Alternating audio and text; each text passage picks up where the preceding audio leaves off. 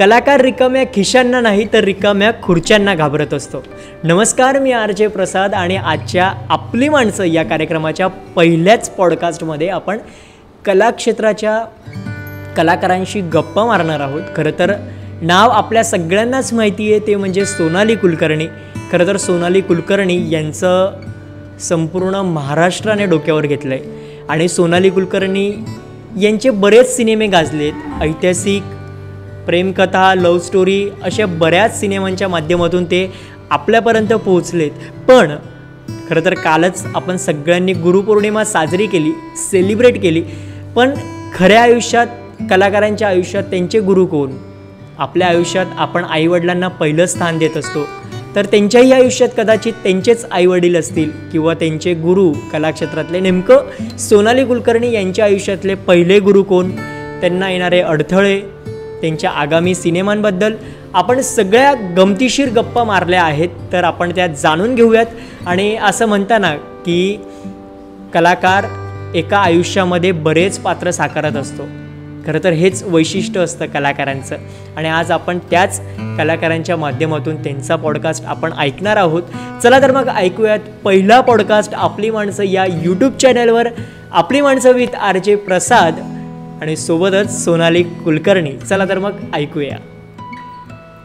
Madam नमस्कार, या विशेष कार्यक्रमात तुमचं खूप खूप स्वागत करतो. धन्यवाद. सगळ्यांना नमस्कार आणि गुरुपौर्णिमेच्या हार्दिक शुभेच्छा. मॅडम काय सांगणार आणि आजचं सेलिब्रेशन काय प्लॅन केलंय तुम्ही? सेलिब्रेशन असंच नाही, पण मला असं वाटतं की आजच्या दिवशी आपण आपल्या गुरूंचं स्मरण करतो, त्यांना अभिवादन करतो, त्यांचे धन्यवाद मानतो. कारण आपल्या सगळ्यांच्या आयुष्यात वेगवेगळ्या पद्धतीने वेगवेगळे गुरु आयुष्याच्या वेगवेगळ्या टप्प्यावर येतात आणि मला असं वाटतं कायम त्यांच्याविषयी ग्रॅटिट्यूड ठेवणं हे बेसिक आपण सगळ्यांनी केलं पाहिजे. आणि माझ्यासाठी मला असं वाटतं की माझे गुरु हे वेगवेगळ्या आकारात, वेगवेगळ्या स्वरूपात, वेगवेगळ्या टप्प्यावर येत आहेत आणि आयुष्यभर येतील. कारण की मला असं वाटतं की जोपर्यंत आपण शिकत राहतो तोपर्यंत गुरु हे आपण वेगवेगळ्या गोष्टींमध्ये शोधत राहतो. क्या बात आहे. आणि मॅडम आपण प्रत्येक जण म्हणतो की आपल्या आयुष्यातले पहिले गुरु म्हणजे आपले आई वडील असतात, तर त्यांच्याबद्दल काय सांगाल? बिलकुल, मला असं वाटतं की सगळ्यांच्या आयुष्यात ते असतं आणि माझ्याही आयुष्यात वावगं नाहीये. माझी आई माझी पहिली गुरु आहे आणि अर्थात आई बाबा दोघंही. पण आईचे मोठे संस्कार आहेत, कारण बाबा आर्मीमध्ये असायचे, थोडे लांब असायचे. त्यामुळे आईने बाबा आणि आई आणि गुरु अशा तिहेरी भूमिकेत आमच्यावरती संस्कार केलेत. आणि मला असं वाटतं की माझ्यात जे काही अभिनय, नृत्यकला किंवा कलाकार जी माझ्यात ती आहे ती माझ्या आईकडनंच येते. त्यामुळे माझ्या एकंदरीत आयुष्यात जे काही संस्कार केलेत आणि त्या पलीकडे जाऊन कलाकार म्हणून जे संस्कार झाले ते पहिले माझ्या आईकडनं झाले. आणि म्हणजे एरवी आपण ते म्हणतो की फिल्मी डायलॉग आहे की मैं माँ के पेट से सीख के आई हूँ वगैरे वगैरे. पण खरोखरच माझ्या आयुष्यात माझी आई जेव्हा मला घेऊन गरोदर होती तेव्हा ती शेवटची मंचावरती तिने सादरीकरण केलं होतं आणि तेव्हापासूनच ते बीज माझ्यात आलंय असं म्हणायला हरकत नाही. आणि मला असं वाटतं की मी या जगातच नाचता जन्म घेतला आणि तिथून पुढे आजपर्यंत कलाकार म्हणूनचा जो माझा प्रवास सुरू आहे तो खऱ्या अर्थाने माझ्या पहिल्या गुरु माझ्या आईमुळेच हा प्रवास शक्य झाला. आणि त्याच्यानंतर मला असं वाटतं की एरवी कार्यक्रमांच्या माध्यमातून किंवा आता पुढे जाऊन जेव्हा मी चित्रपटात काम करायला लागले तेव्हा माझे सगळे दिग्दर्शक गुरु, माझे सगळे कलाकार मंडळी जे माझे सिनियर्स आहेत, ज्येष्ठ आहेत किंवा नवीन कलाकार सुद्धा माझ्या वयाचे किंवा माझ्यापेक्षा लहान, प्रत्येकाकडनं आपण काही ना काही कुठल्या ना कुठल्या पातळीवर शिकत असतो. काय घ्यायचं समोरच्याकडनं आणि काय घेऊ नये ही सुद्धा एक खूप मोठी शिकवण असते. प्रत्येक व्यक्ती आपल्या आयुष्यात येणारी आपल्याला काही ना काहीतरी नक्कीच शिकून जाते. क्या बात आहे. आणि मॅडम तुम्ही ऐतिहासिक पात्र पण बरीच साकारली आहेत आणि एकंदरीत जी काही दैनंदिन लाईफमध्ये जी काही आपण पात्र साकारतोय ती वेगवेगळ्या पद्धतीने. मुळात मग ऐतिहासिक पात्र आणि एखादी वेळेस मित्वासारखं एखादं पात्र साकारताना या दोघी पात्रांचा समन्वय तुम्ही कसा साधतात? कंपॅरिझन कुठलं एक व्यक्तिरेखा आणि त्याच्या इतर सिनेमातली कुठली तरी वेगळी व्यक्तिरेखा असं कंपॅरिझन कधीच होत नसतं. आपण जेव्हा विश्वात काम करतो, म्हणजे मला तर कायम वाटतं की कलाकार म्हणून सगळ्यात जास्त मोठी देणगी आम्हाला काय लाभलेली आहे तर ती हीच आहे की प्रत्येक चित्रपट करत असताना वेगळ्या जगात जाऊन वेगळं जग जगण्याची संधी मिळत असते. वेगळं पात्र जगत असताना एक वेगळं आयुष्य जगण्याची संधी मिळत असते. आणि हेच आमच्या करिअर मधलं किंवा आमच्या आयुष्य कलाकार म्हणून जे आयुष्य त्याच्यातली सगळ्यात मोठी USP आहे. एकाच आयुष्यात आम्हाला वेगवेगळे आयुष्य जगायला मिळतात. मग कधी ते ऐतिहासिक असतात, कधी कंटेम्पररी असतात, कधी डॉक्टर असतात, कधी इंजिनियर्स असतात, कधी एकदम सर्वसामान्य असतात. सो ह्या ज्या व्यक्तिरेखा वेगवेगळ्या जगायला मिळतात त्यातनं बरंच ते शिकायला मिळतं, अनुभवायला मिळतं. तर मी कधी कम्पेअर करत नाही, पण मला असं वाटतं एक कलाकार म्हणून आणि एक व्यक्ती म्हणून मी खूप लकी आहे, भाग्यवान आहे की मला खूप वेगवेगळ्या व्हरायटीचे रोल्स करायला मिळत आहेत.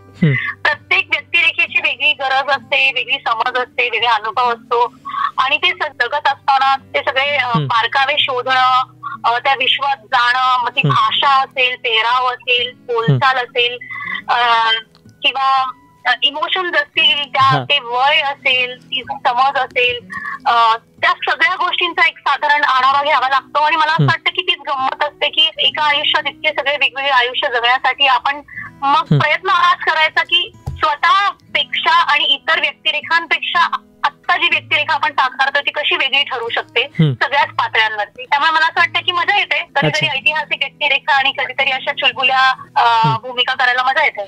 क्या बात आहे. आणि मॅडम कलाकार म्हटलं तर बरेच डाऊनफॉल येत असतात, तर तुमच्या आयुष्यात एखादा डाऊनफॉल आलाय की पुन्हा एकदा तिथून तुम्हाला वाटलंय की नाही आता खरी संधी आहे आणि आपण पुन्हा एकदा नव्याने सुरुवात केली पाहिजे, असं कधी झालंय? आपल्या प्रत्येकाच्या आयुष्यात चढ उतार येत असतात आणि मग कलाकार मंडळी काय त्याला वावगी नाहीये. पण मला असं वाटतं की त्या चढ उतारांमधनं स्वतःला स्टेबल कसं ठेवायचं, यश मिळालं रुळून जायचं नाही, हरवून जायचं नाही आणि अपयश मिळालं तर खचून जायचं नाही. ही सगळ्यात मोठी शिकवण माझ्या आई वडिलांनी मला दिली आहे. आणि या सगळ्या दरम्यान या सगळ्या रोलर कोस्टर राईड मध्ये एक कुठेतरी आपलं आयुष्य आणि मन स्थिर ठेवून काम करत राहायचं. त्या सगळ्या कधी जेव्हा यश मिळतं तेव्हा ते पचवायचं कसं ना हेही खूप लोकांना येत नाही आणि त्याच्यामुळे मला असं वाटतं की खूप मोठं नुकसान आपण स्वतःचं करून घेतो. त्यामुळे यश आणि अपयश दोन्ही पचवता आले पाहिजे, ते त्यातनं शिकून पुढे जाता आलं पाहिजे. कारण प्रवास हा थांबत नाही. म्हणजे सगळ्यात मोठा जर का आयुष्यात कुठली गोष्ट असेल तर ते आहे चेंज.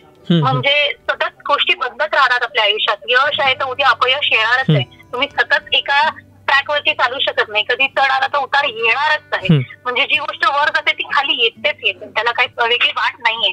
तर या सगळ्यांमधनं तुम्ही शिकत राहणं, पुढे चालत राहणं. म्हणजे सायकलचं कसं असतं की तुम्ही जोपर्यंत ती पेडल मारताय तोपर्यंत ती पुढे जात राहते. ज्या क्षणी तुम्ही थांबाल त्याच क्षणी तुमचा प्रवास. त्यामुळे यश अपयश या सगळ्यातनं चालत राहणे, पुढे जात राहणे आणि शिकत राहणे हे आपल्या हातात आहे. बाकीच्या सगळ्या गोष्टी आपल्या हातात नसतात. नक्कीच. आणि तुमच्याशी गप्पा मारून खूप छान वाटलं. पण जाता जाता मॅडम पौर्णिमा आहे आणि गुरुपौर्णिमेबद्दल प्रेक्षकांना काय सांगाल? संपूर्ण महाराष्ट्र ऐकतोय, काय सांगाल त्यांना? प्रेक्षकांना एवढंच सांगेन की आयुष्यात शिकवणाऱ्या बऱ्याच गोष्टी असतात, बरीच लोक असतात की फक्त शिकण्याची प्रवृत्ती आपण ठेवली तर आपली शिकवण ही सतत कायम असते आणि ती सोडू नका. कारण ज्या क्षणी आपण शिकायचं थांबतो त्या क्षणी आपला प्रवास, आपली डेव्हलपमेंट, आपली ग्रोथ ही थांबते. त्यामुळे प्रत्येक गोष्टीमध्ये आपला गुरु शोधा आणि ज्यांच्याकडनं तुम्ही शिकता त्यांना नक्कीच एक ग्रॅटिट्यूड, धन्यवाद म्हणायला विसरू नका. नक्कीच. तुमच्याशी गप्पा मारून खूप छान वाटलं. श्रोतेहो, ऐकत राहा रेडिओ विश्वास 90.8 कम्युनिटी रेडिओ, तुमचं जगणं तुमचा आवाज. तर मंडळी, आपण सोनाली कुलकर्णी यांचा पॉडकास्ट ऐकला आणि खरं तर त्यांच्या आयुष्यात गुरुचं स्थान कुणाला आहे हे पण आपण जाणून घेतलं. खरं तर आई वडील हेच आपले पहिले गुरु असतात आणि मग आपल्या कार्याला सुरुवात होते. एक कलाकार एका आयुष्यात बरीच पात्र साकारत असतो. म्हणजे एखाद्या चित्रपटात डॉक्टराची भूमिका असेल, दुसऱ्या चित्रपटात इंजिनियर, वकील, काही ऐतिहासिक पात्रांच्या माध्यमातून पण ते आपल्यापर्यंत पोहोचत असतात. खरं तर कलाकार यांचं आयुष्यच वेगळं असतं आणि अशाच नव्या कोऱ्या विषयासह आपण पुढच्या भागात भेटणार आहोत. खरं तर पुढचेही कलाकार असतील, वेगवेगळ्या माध्यमातून वेगवेगळ्या क्षेत्राशी लोकांशी आपण गप्पा मारणार आहोत. आजचा एपिसोड तुम्हाला कसा वाटला हे आम्हाला कमेंट करून नक्की सांगा आणि लाईक करा, शेअर करा आणि सबस्क्राईब करायला विसरू नका. चला तर मग पुढच्या भागात भेटूया अशाच नव्या कोऱ्या विषयासह. तोपर्यंत ऐकत राहा आपली माणसं.